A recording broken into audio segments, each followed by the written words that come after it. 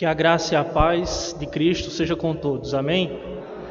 Irmãos, é uma honra, é uma alegria. Vou só tomar um ar, porque depois que a gente tira essa máscara, né? Ele estava falando com o pastor Hélio aqui que é complicado, né? A gente cantar, né? A gente está no nosso ambiente que nós estamos acostumados louvando a Deus, mas com a nossa respiração um pouco... Então, é alegria, né? É uma honra. Eu recebi o convite, né, do pastor Hélio com muita alegria.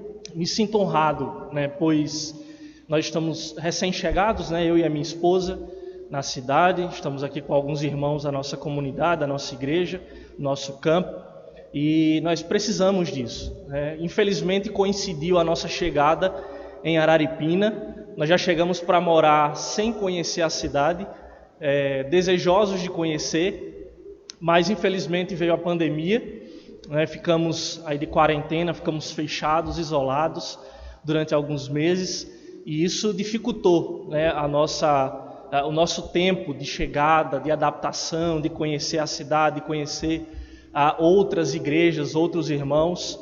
Mas pela graça de Deus, né, Deus abriu uma porta, uma oportunidade.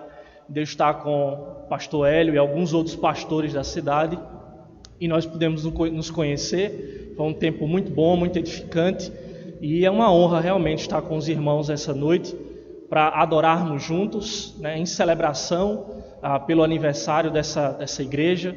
E eu quero dizer aqui, né, o pastor Hélio falou dessa comunhão, desse relacionamento que essa igreja tem com a igreja presbiteriana aqui no nosso campo. E eu também, recém-chegado, quero dizer, né, se depender de mim, eu quero manter, né, e quem sabe aprofundar mais essa comunhão, essa relação entre esses dois campos, porque sabemos, né, servimos o mesmo Deus, estamos diante do mesmo Deus, querendo a cada dia aprender mais do Senhor e servi-lo. Amém? Que o Senhor seja glorificado. Eu quero convidar os irmãos a abrir as Escrituras na segunda carta de Paulo a Timóteo.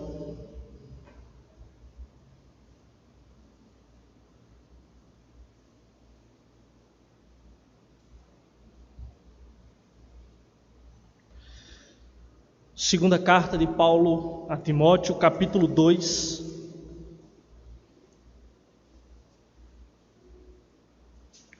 Versículos de 11 a 13. Segunda carta de Paulo a Timóteo, capítulo 2, versículos de 1 a 13.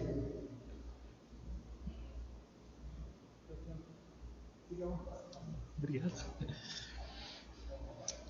A palavra de Deus diz assim, eu vou estar lendo, os irmãos acompanhem. Fiel é esta palavra. Se já morremos com Ele, também viveremos com Ele. Se perseveramos, também com Ele reinaremos. Se o negamos, Ele por sua vez nos negará.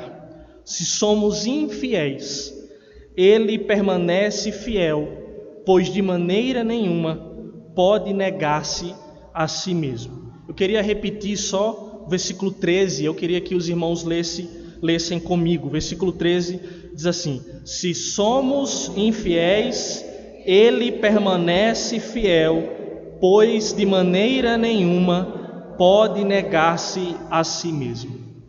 Amém. Os irmãos mantenham, por favor, a Bíblia aberta, nós vamos meditar nesses versos. Irmãos, como nosso irmão disse, irmão que eu também pude conhecer antes, né, dessa noite lá no nosso campo, estiveram visitando lá o nosso campo, falou sobre o tema dessa noite, o tema em que os irmãos estão meditando, pensando nesses dias de aniversário, vivendo na fidelidade de Deus. E quando nós pensamos em fidelidade, nos vem à mente, né, alguém que cumpre um acordo, alguém que age com lealdade diante de um compromisso feito, alguém que nós podemos confiar. Então isso vem à nossa mente quando nós falamos de fidelidade. Isso é muito caro para nós e para nossos relacionamentos. Nós somos seres relacionais e quando nos relacionamos com alguém, nós esperamos que as pessoas sejam fiéis, né? E quando nós pensamos em fidelidade, não só estamos falando da vida conjugal, de vida amorosa. Claro que isso também aqui está incluído, talvez seja uma das primeiras coisas que vem à nossa mente. Mas isso, a fidelidade, ela permeia todas as nossas relações. Nós queremos agir com fidelidade, nós queremos que as pessoas sejam fiéis diante de compromissos, quando alguém marca um horário, chegar, quando nós marcamos um encontro, né, nas relações comerciais, né, as pessoas que trabalham aí nas diversas áreas, pensam sempre nessa fidelidade com compromisso, com palavra. Basta nós pensarmos na profundidade, na importância da fidelidade nas nossas relações, quando nós pensamos e lembramos, talvez muitos de vocês aqui já passou por uma experiência de alguém faltar com fidelidade, de alguém ser infiel, de alguém que nós confiávamos, que nós colocávamos a nossa confiança, faltar com essa confiança, com essa fidelidade, com esse compromisso. Muitos de nós já passamos por isso, infelizmente. E para entendermos, irmãos, isso com muita profundidade, como essa expressão, como essa palavra, como essa realidade da fidelidade ela é importante, nós somos cristãos e nós servimos a Deus, nos relacionamos com Deus. E uma palavra que nós, como cristãos, como crentes, conhecemos é Deus é fiel. Nós cantamos aqui isso hoje. Cantamos em algumas canções, os irmãos oraram, falaram sobre essa fidelidade de Deus. Nós conhecemos essa máxima da nossa relação com o nosso Deus. O nosso Deus é fiel. Isso é um dos atributos do caráter divino, um atributo que é inviolável, um atributo que é imutável. Deus é fiel, nós conhecemos. Mas a partir disso nós podemos fazer algumas perguntas. O que significa afirmar a fidelidade de Deus? O que significa colocar às vezes nos vidros dos nossos carros, né? Deus é fiel, eu tenho um Deus que é fiel. Nós às vezes andamos nas estradas e vemos nos caminhões, né? Isso é comum estar inscrito nos caminhões, Deus é fiel. Mas o que significa para nós que somos verdadeiramente cristãos, que temos uma relação verdadeira com Deus, afirmar que Deus é fiel? Quais são as implicações para a nossa vida, para o nosso relacionamento? Que implicações práticas essa afirmação pode trazer para a nossa vida? Porque os irmãos precisam atentar, e por sinal eu fiquei muito feliz quando ouvi, né, esse tema e o versículo, né, o Salmo 33, que Deus é fiel. Então o tema é vivendo na fidelidade de Deus. Então Deus é fiel. Mas como isso implica na minha vida para que eu, de fato, ore a Deus e viva na fidelidade de Deus? Quais são as implicações práticas para a minha vida? Esse, irmãos, é do texto, essa seção que nós lemos aqui, da segunda carta de Paulo a Timóteo, é um texto que fala profundamente sobre essa fidelidade e a fidelidade de Deus no Evangelho. O Evangelho é as boas novas, são as boas novas de salvação, as boas notícias que nos alcançaram, que fez com que você estivesse aqui hoje, a pregação do Evangelho, que você ouviu, a mensagem de salvação, a mensagem que é de Deus. E esse Evangelho, o conteúdo do Evangelho de Deus, é fiel. Nós podemos confiar na mensagem do Evangelho. E esse é um texto que fala da fidelidade de Deus no Evangelho e as suas implicações para a vida do cristão. Olhando para o contexto, irmãos, antes de nós entrarmos de fato nesses versículos, a segunda carta que Paulo escreve a Timóteo tem um tom de despedida. Nós temos aqui um Paulo, nós sabemos, velho, foi uma das últimas cartas que o apóstolo Paulo escreveu, e por isso tem esse tom de despedida. É aqui que nós encontramos Paulo dizendo que combateu o bom combate, que terminou a sua carreira, que cumpriu a sua missão, tem um dom de saudade, falando daqueles que o abandonaram, infelizmente, na sua caminhada, no seu ministério, pedindo a Timóteo e a outros que vão até ele, para que ele esteja naqueles últimos momentos de vida com esses irmãos. A carta ela é escrita para animar aquele jovem pastor Timóteo no seu ministério, pois ele enfrentava diversas oposições dos falsos mestres. Isso nós encontramos também no contexto da carta, no próprio capítulo 2. Ele escreve para animar, para encorajar Timóteo diante das oposições que ele enfrentava dos falsos mestres que estavam ali diante dele, se opondo à pregação do Evangelho. Nos versos então que nós acabamos de ler e meditaremos agora, tudo indica que Paulo usa um antigo hino, um hino familiar, um hino cristão, que é uma linda, como nós dissemos, uma linda confissão da fidelidade de Deus e da sua palavra. E aqui, irmãos, é uma outra expressão que nós conhecemos também quando nós falamos da fidelidade nas nossas relações. Fulano é alguém de palavra. Nós não falamos isso? Quando nós falamos que alguém merece a nossa confiança, que alguém é fiel nas relações, nós usamos essa expressão. Fulano é alguém de palavra. E essa expressão, a parecida expressão que o apóstolo Paulo usa aqui, que é uma expressão que é muito usada, que na verdade aparece só no Novo Testamento, nas cartas que Paulo escreve, em 1ª, 2ª Timóteo e na carta que ele escreve a Tito. Ele repete em todas as cartas pastorais essa expressão que nós encontramos aí no início do versículo 11. Fiel é esta palavra. Uma expressão para se referir a algo de muita importância, algo digno de confiança. Então veja isso, irmãos.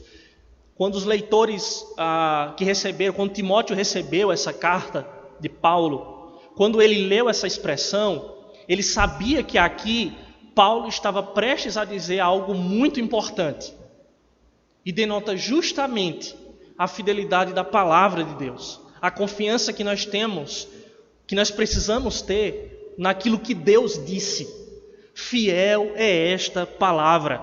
E Paulo aqui está falando sobre o conteúdo do Evangelho. E ele então descreve, nós vamos ver isso a partir de agora, 4 paralelos importantes sobre a vida cristã, que expressam então a fidelidade do Evangelho e as implicações para a nossa vida. São 4 paralelos, e nós vamos ver cada um deles. Mas antes de olharmos para esses 4 paralelos, uma informação aqui que é técnica sobre o texto, mas não é enchimento de linguiça. É para a gente entender de fato aquilo que nós vamos ver nesses 4 paralelos. Todos os verbos importantes que o apóstolo Paulo usa aqui estão no presente do indicativo, na língua original, no grego bíblico. E o que isso quer dizer? Todos esses verbos no presente do indicativo significam uma ação que está de fato acontecendo na realidade. Ou seja, o verbo no presente do indicativo é para denotar aquilo que está a relação da ação, ou seja, do sujeito que está fazendo a ação, e essa ação não é um desejo apenas, não é algo que pode acontecer ou que há uma possibilidade de acontecer no futuro, mas é algo que aconteceu de fato, que está acontecendo e que de fato, sem erros, sem falhas, irá acontecer. No caso aqui é no presente, então é algo que está acontecendo. O verbo no modo indicativo afirma essa confiança, essa realidade do fato, da ação que está descrita no texto. Então, algo que está acontecendo. Então, esses verbos, nessa maneira, nesse modo que está apresentado aqui, quando nós olharmos para o texto, tenha sempre em mente isso. Ele poderia estar também traduzido como se estamos perseverando, né? Ou se perseveramos, ou se estamos, algo que de fato está acontecendo na realidade. E o primeiro, irmãos, paralelo, você pode olhar aí para o seu texto, é justamente isso. Está aí na parte B do versículo 11. Ele diz, se já morremos com ele, também viveremos com ele. Esse é o primeiro paralelo do conteúdo da palavra fiel que o apóstolo Paulo apresenta aqui, que é conteúdo do evangelho fiel do Senhor. Essa expressão, irmãos, trata da nossa união com Cristo. Se já morremos com ele, também viveremos com ele. Ora, alguém pode se perguntar de fato, Como assim, se já morremos? O que isso significa na nossa vida cristã? Dizer que morremos. O que é isso? Se morremos com Ele, também viveremos com Ele. Essa é a nossa união com o Senhor Jesus Cristo. Ele foi à cruz, Ele morreu pelos nossos pecados. Mas nós sabemos, Ele não só morreu pelos nossos pecados, Ele ressuscitou ao terceiro dia, Ele venceu a morte, e nós podemos cantar e nós podemos dizer, porque Ele vive, eu posso crer no amanhã. Ele vive, o nosso Deus, o nosso Salvador, Ele não ficou no túmulo, Ele não está morto. Ele morreu sim, mas Ele venceu a morte e Ele ressuscitou. E quando nós temos fé nele, e pela nossa fé em Cristo, nós estamos unidos a Ele, isso significa que nós também, na nossa natureza pecaminosa, nós já morremos também com Ele na cruz para uma nova vida. Nós somos então, irmãos, beneficiados com a sua morte e com a sua ressurreição. Nós morremos com Ele não para ficarmos mortos, mas nós morremos com Ele, mortificando o nosso velho homem, pregando o nosso velho homem na cruz, para então vivermos para Ele.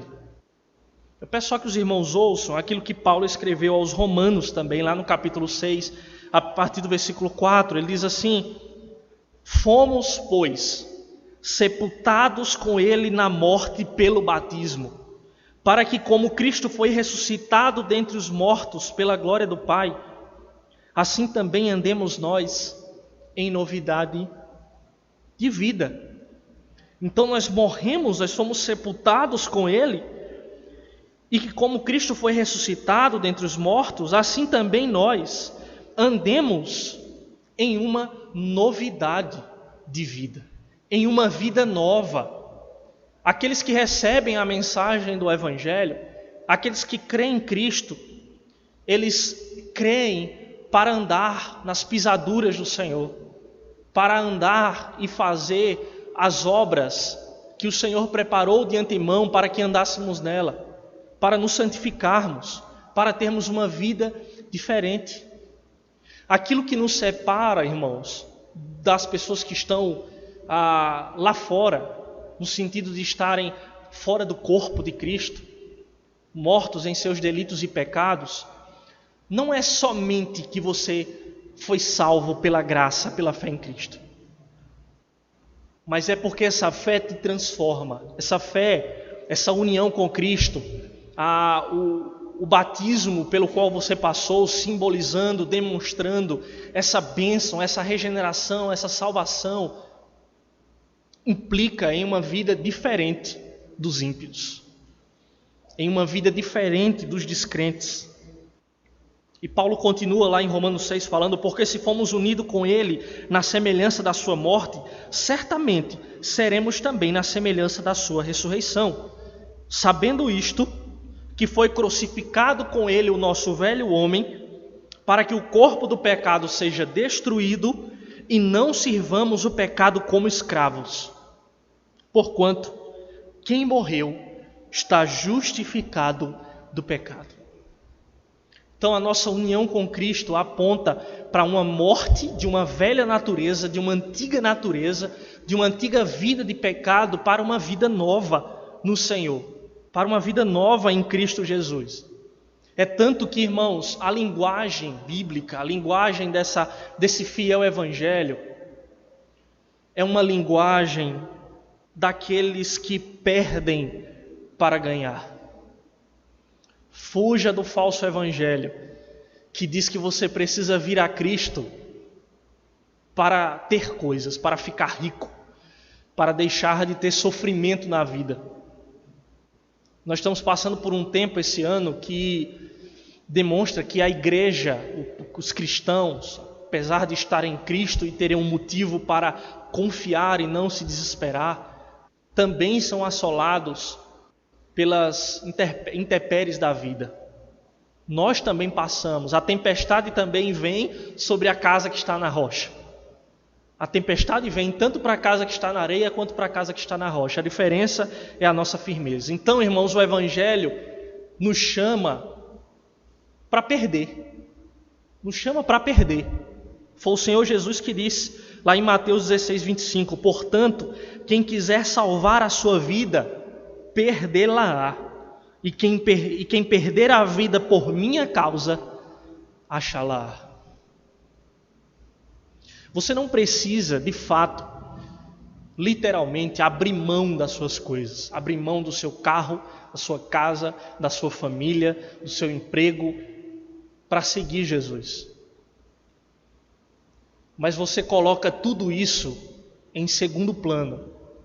E se for necessário perder essas coisas para seguir a Cristo, nós precisamos estar dispostos a isso. Temos que estar dispostos a perder para ganhar Cristo. Paulo falou sobre isso. Paulo, que era um grande religioso da fé judaica, fariseu, ele disse: eu considero tudo que eu mais valorizava, a minha religião judaica, o meu conhecimento da lei, eu considerei como perda. Essa é a expressão que o apóstolo Paulo usa. Eu considerei como esterco. Para diante de Cristo não ser encontrado tentando me salvar pelas minhas próprias forças, mas me agarrar a Cristo, aos méritos de Cristo, para ser salvo pela graça e não pelas minhas obras. Então, irmãos, nós morremos com Ele para viver com Ele. Nós mortificamos o nosso desejo pecaminoso, o nosso pecado, as minhas vontades, que muitas vezes nos levam para distante do Senhor.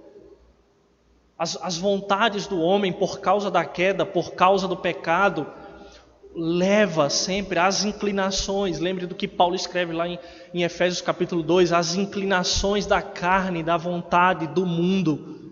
Mas eu morro, em Cristo eu morro, em Cristo eu perco para ganhar. Eu abro mão para ter a Cristo. Essa, irmãos, é a palavra fiel aqui nesse primeiro paralelo. Aqueles que estão unidos a Cristo pela fé morrem para a escravidão do pecado e encontram nele uma vida verdadeira. Eu vejo muitos jovens aqui, né? Não sei se por causa ainda da questão dos grupos de risco, eu não sei, mas essa é uma igreja muito jovem, né? Então eu vejo muitos jovens aqui. E uma palavra que é destinada sempre para jovens cristãos, de pessoas que estão de fora do contexto evangélico, é: você está perdendo a sua vida, né? Você está perdendo os prazeres da vida para ficar na igreja, né? Para ficar tocando, cantando, né? Em grupos de oração, evangelizando. Você está perdendo o seu tempo, você está perdendo a sua vida. Isso realmente é o contrário, né? A partir do Evangelho, isso é o contrário. As pessoas que acham estar ganhando alguma coisa, as pessoas que estão conquistando o mundo, estão perdendo a sua própria alma.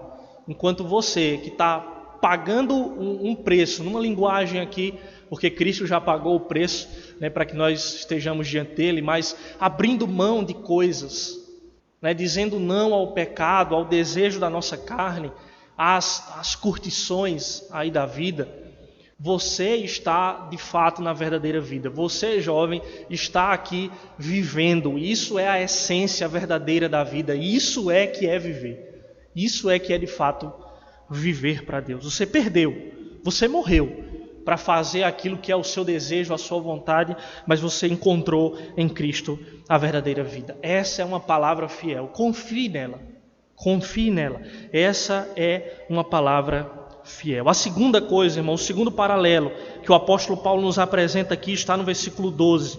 Se perseveramos, também com ele reinaremos. Aqui uma promessa, irmãos, muito cara para nós, de estarmos debaixo do reinado do nosso Senhor Jesus Cristo, tendo Ele como Senhor da nossa vida. É por isso que nós afirmamos que o Senhor Jesus não é somente o nosso Salvador, mas Ele é Senhor. Muitos até querem um Salvador. Às vezes não procuram em Cristo, mas procuram em outras coisas. Os homens estão buscando a salvação de algo, porque esse desejo foi colocado por Deus no coração do homem. Como disse Agostinho de Hipona, o grande pensador e teólogo da história da igreja, nós fomos feitos para Deus e só encontramos segurança, confiança, prazer pleno nele. Porque o homem foi criado para ele sempre tem um desejo de buscar uma salvação, de buscar um Salvador, e procura em diversas coisas essa salvação. Mas muitos não querem de fato buscar o Senhor, aquele que governa sobre as suas vidas, aquele que ordena, aquele que decreta, e você precisa cumprir o seu decreto, cumprir a sua palavra. Não querem obedecer, não querem obediência. Então essa é uma promessa, irmãos, de estarem no reino, de estar no reino de Cristo. Mas aqui a palavra é se estamos perseverando. Os crentes, irmãos, aqueles que tiveram fé e estão unidos a Cristo, são aqueles que perseveram. A promessa, a grande promessa do reino de Deus é para os que perseverarem até o fim. É para os que perseveram de fato até o fim. Foi o Senhor Jesus que disse lá em Mateus 24, versículo 13: aquele, porém, que perseverar até o fim, esse será salvo. Aqueles que perseverarem, aquele, porém, que perseverar até o fim, esse será salvo. Esse é o paralelo. Para reinarmos com Ele, para estarmos sob o governo de Cristo, sobre o reinado de Cristo, desfrutando desse reino maravilhoso do Senhor Jesus, os homens precisam perseverar. Os homens que foram salvos no início, pela graça, eles continuam vivendo como salvos até o final das suas vidas. A vida cristã, irmãos, a caminhada cristã é uma caminhada que deve apresentar um crescimento. Estamos caminhando para um lugar. Estamos ainda envoltos a pecado, ainda pecamos, ainda somos pecadores, mas estamos pela palavra e pela graça de Deus nos santificando pela palavra, melhorando a cada dia e perseverando diante das tentações, diante do mal que assola o mundo, diante das tentações da nossa própria carne, do diabo, do mundo, as seduções do mundo. O crente é aquele que persevera. O autor de Hebreus também falou isso ao escrever a sua carta, no capítulo 3, versículo 14, porque nos temos tornado participantes de Cristo, se de fato guardarmos firme até o fim a confiança que desde o princípio tivemos. Esse versículo, irmãos, ele explica bem aquilo que Paulo escreve aqui quando ele fala de perseverança. Porque nos temos tornados participantes de Cristo, ou seja, a união com Cristo, as bênçãos de Cristo, se de fato guardarmos firme até o fim, a confiança que desde o princípio tivemos. Viver na fidelidade de Deus é continuar confiando nisso. A confiança que nós tivemos no início, nós guardamos essa confiança até o fim. Diante daqueles que o apóstolo Pedro fala lá na sua segunda carta, que falavam que a promessa de Cristo de retornar demorava muito, está demorando muito, então ele não vai voltar. E o apóstolo Pedro escrevendo diz: confiem, porque isso faz parte da misericórdia de Deus, do agir de Deus no tempo certo, na hora certa. Nós podemos confiar, Ele vai voltar. Ele vai voltar, Ele vai buscar a sua igreja, Ele vai nos levar para que nós lemos aqui, né, no início do nosso culto, lá em Apocalipse. Nós estaremos naquele momento diante daquela cidade santa da Nova Jerusalém que descerá do céu para juntos habitarmos com Ele. Então nós guardamos, perseverar é guardar a fé, é guardar a confiança até o fim para reinar. Esses são os que reinarão com o Senhor. E essa perseverança, irmãos, que os crentes apresentam diante de Deus, é fruto da graça. Aqui nós não podemos, e os irmãos lembrem, por isso que eu falei lá no início, verbo no presente do indicativo. É algo que está acontecendo. Tem uma versão, não sei qual, não me recordo agora, mas ela diz assim: se perseverarmos. Infelizmente não foi a melhor tradução do texto, porque não é se perseverarmos, é se perseveramos, se estamos perseverando. E isso é fruto da graça de Deus em nós, de estarmos perseverando, de continuarmos perseverando. Isso é fruto da graça de Deus. Nós perseveramos porque Ele é fiel em nos guardar nele e oferecer os meios que nos levam a perseverar. Então Ele é que nos dá os meios. Você está aqui hoje adorando a Deus, é porque Deus abriu essa porta para pregar o Evangelho, para que o Evangelho seja pregado. Deus comissionou homens, pastores, como o pastor Hélio, outros pastores, não sei se tem outros pastores aqui, para ensinar o povo, para mostrar o caminho, para instruir, para doutrinar o povo, para exortar, para ensinar, para corrigir, segundo a palavra de Deus. Esses são os meios que Deus nos dá, nos oferece para perseverarmos. E aí há um texto que eu queria que os irmãos abrissem, esse texto para lermos com calma. Primeira carta de Paulo aos Coríntios, no capítulo 1, a partir do versículo 4.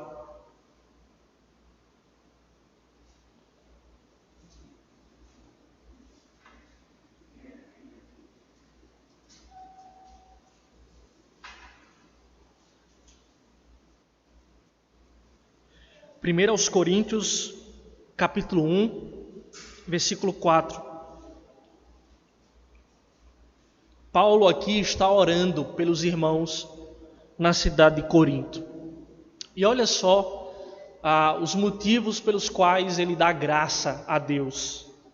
Ele diz, capítulo 1, versículo 4: sempre dou graças ao meu Deus ao vosso respeito, a propósito da sua graça, que vos foi dada em Cristo Jesus, porque em tudo fostes enriquecidos nele, em toda a palavra e em todo conhecimento, assim como o testemunho de Cristo tem sido confirmado em vós, de maneira que não vos falte nenhum dom, aguardando vós a revelação do nosso Senhor Jesus Cristo, o qual também vos confirmará até o fim, para serdes irrepreensíveis no dia do nosso Senhor Jesus Cristo.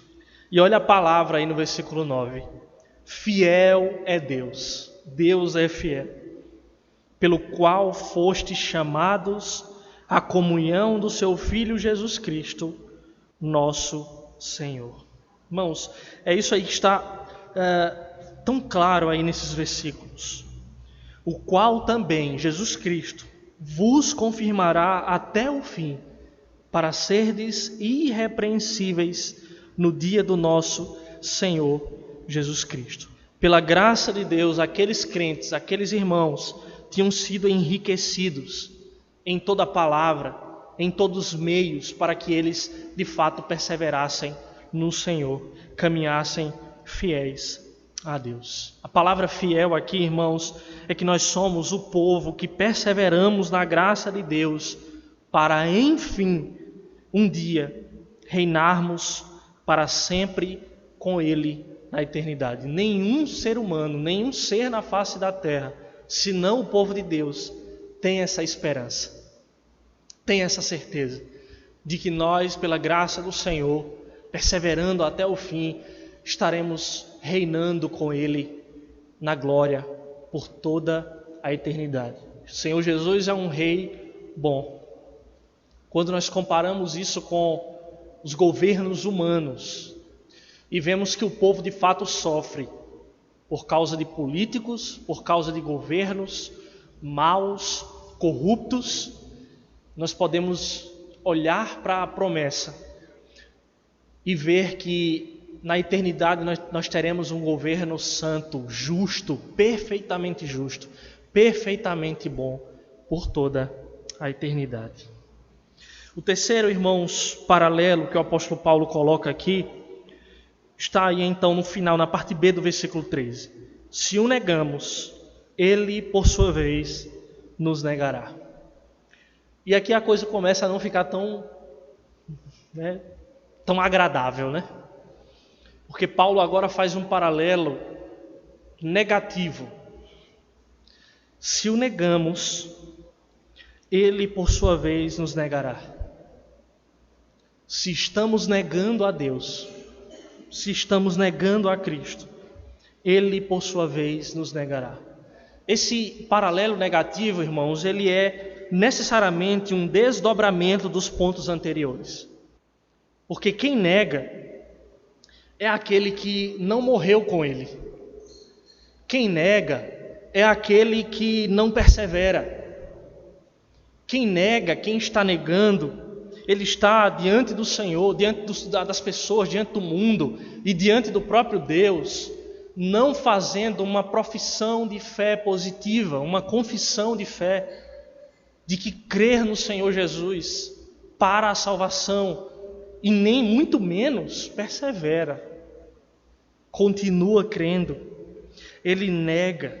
Aqui nós temos, irmãos, a verdade de que as promessas que nós vimos nos paralelos anteriores, a promessa de vida com Ele, de viver com Ele para aqueles que morreram, a promessa de estar no reino para aqueles que perseveram no Senhor, bem como as fiéis bênçãos de Deus, da salvação, não são para aqueles que não professam a fé em Cristo.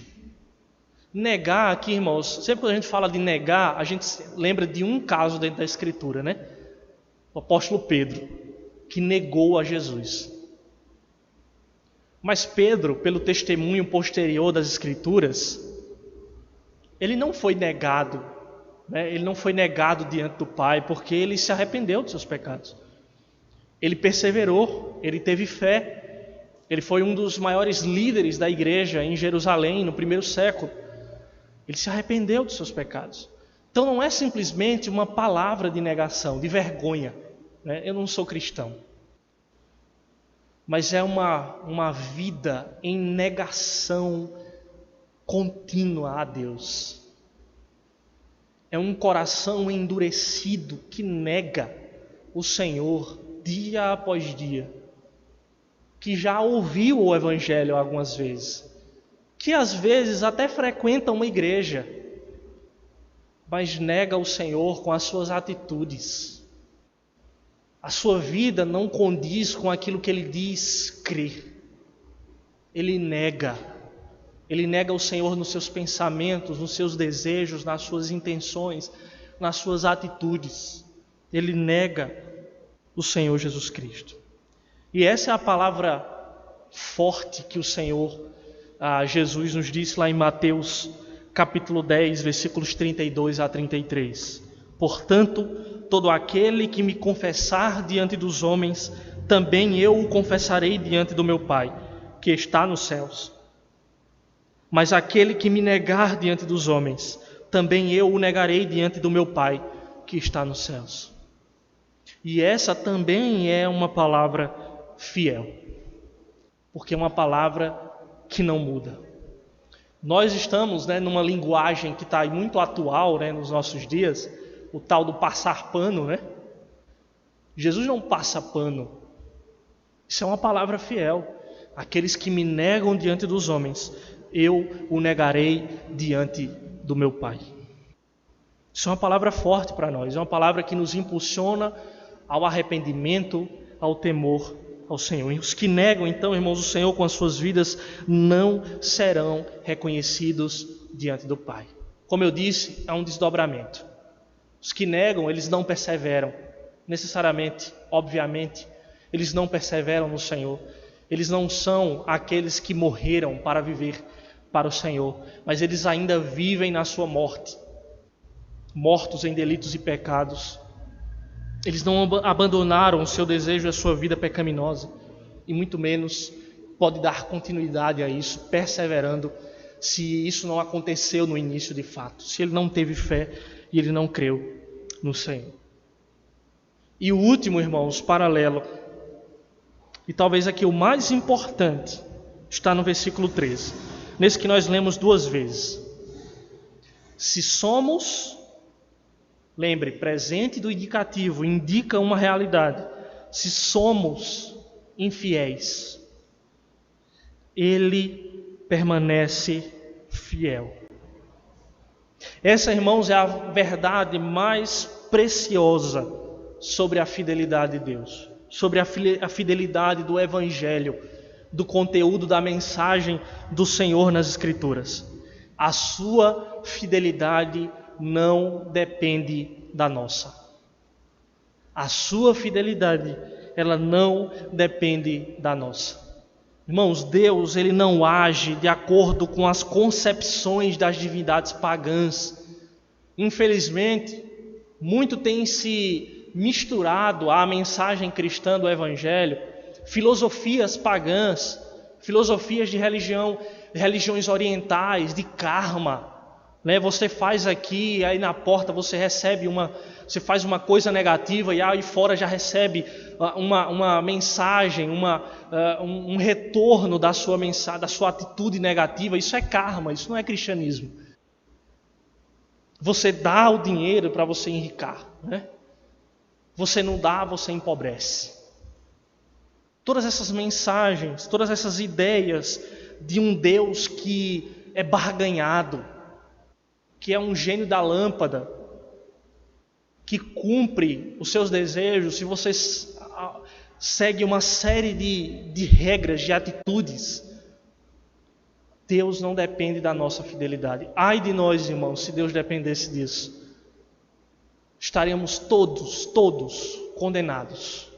Todos estaríamos perdidos se nós dependêssemos da nossa fidelidade perfeita para que o Senhor seja fiel a nós.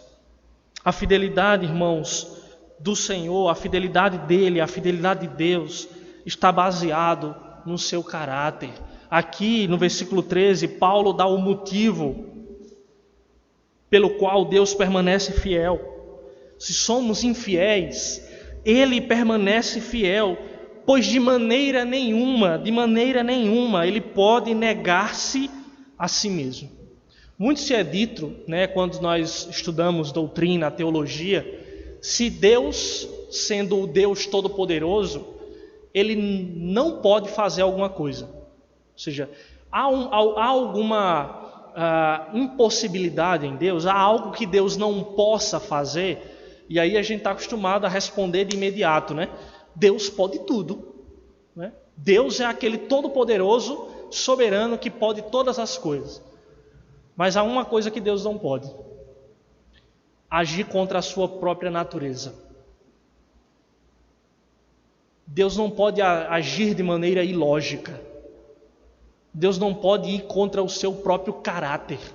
Ou seja, Deus não pode ser mau. Deus não pode ser mau porque Ele é bom. Isso é um atributo imutável de Deus. Deus não pode ser mau. Deus não pode ser responsável pelo pecado. Eu e você somos. Deus não se responsabiliza. Embora Ele governe e seja soberano sobre todas as coisas, Ele não é responsável pelo mal. Então Deus não pode negar a sua própria natureza. Deus não pode ir de encontro à sua própria natureza. Então se Ele prometeu que aqueles que perseveram irão reinar com Ele, se Ele prometeu que aqueles que morreram em Cristo irão viver nele, para Ele, por Ele e para sempre, isso é uma palavra fiel e imutável. Você pode confiar. Você pode ter convicção da sua salvação, porque os méritos não são seus, são do Senhor. E isso é a fidelidade de Deus. Ele permanece fiel. Ele não pode negar-se. Isso tem a ver, então, como eu disse, com a sua própria natureza. Ele não pode agir contra aquilo que Ele é. Nós é que somos incoerentes. Dizemos e fazemos o contrário. Dizemos que somos pessoas bondosas, pessoas justas, pessoas que não merecem sofrer, né?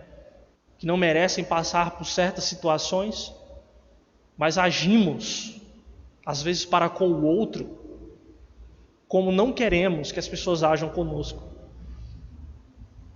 Nós somos incoerentes, Deus não. Deus é perfeito.